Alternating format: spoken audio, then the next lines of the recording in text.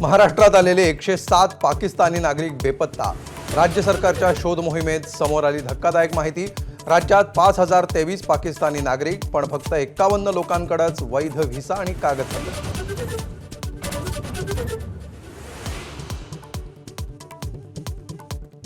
लाहोर विमानतळावर लँडिंग दरम्यान लष्कराच्या विमानाला आग। विमान पेटल्यामुळे विमानतळावर धुराचे लोट, जीवितहानी नाही।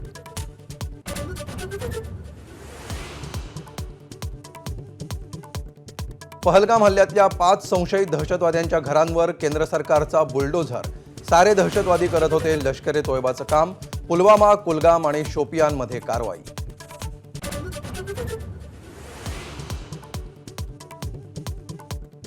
पहलगाम हल्ल्यानंतर काश्मीरमध्ये कसून शोध मोहीम। दहशतवाद्यांच्या मागावर भारतीय लष्कर। NIA सह तपास यंत्रणांकडून पहलगाम, शोपिया भागातले शेकडो संशयित ताब्यात।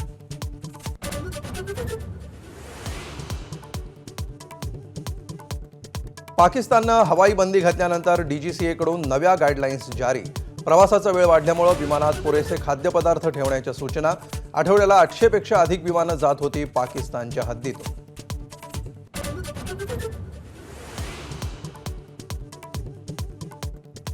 पहलगाम हल्ल्यानंतर लष्कराकडून काश्मीरच्या सुरक्षेसाठी ऑडिट रिपोर्ट केंद्राला सादर। पर्यटन स्थळांवर हेलिकॉप्टरद्वारे ठेवणार नजर आणि टेहळणीसाठी एकात्मिक नेटवर्क बनवण्याची शिफारस।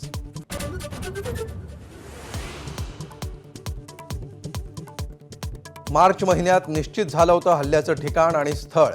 लष्कर ए तोयबाच्या सैफुल्लाच्या नेतृत्वामध्ये 5 कमांडर्सनी रचला कट। पाकिस्तान आर्मी आणि ISIचाही कटात सहभाग असल्याचे भारताकडे पुरावे।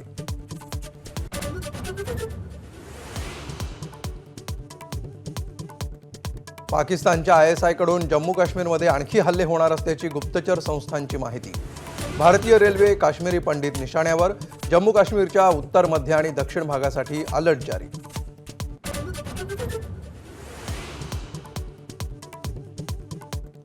वेळ आली आहे एकत्र येण्याची। मुंबई आणि महाराष्ट्रासाठी शिवसैनिक तयार आहे। उद्धव ठाकरेंच्या शिवसेनेचं ट्विट। राज उद्धव यांच्या साद प्रतिसादानंतर एकत्र येण्याची चर्चा जिवंत ठेवण्याचा प्रयत्न।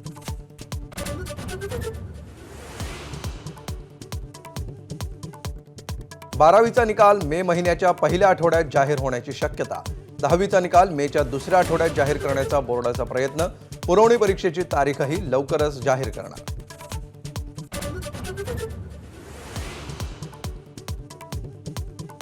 भिवंडीच्या रहाणाल गावात फर्निचर गोदामाला आग। 7 ते 8 गोदामं जळून खाक। आगीवर नियंत्रण मिळवण्याचे प्रयत्न सुरूच।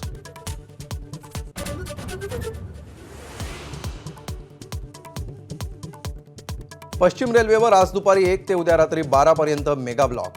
35 तासांच्या मेगा ब्लॉकमुळे लोकलच्या 163 फेऱ्या रद्द। मध्य रेल्वेवरही उद्या सकाळी 8 ते दुपारी 12:30 पर्यंत मेगा ब्लॉक।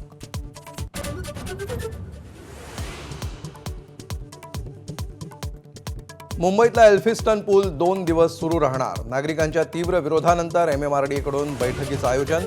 तोडगा निघाल्यास पुलाचं काम सुरू होणार।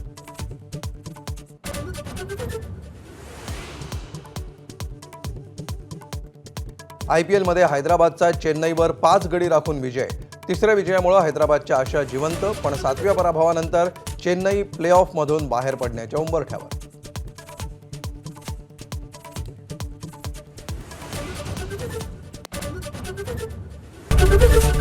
ABP माझा, उघडा डोळे बघा नीट।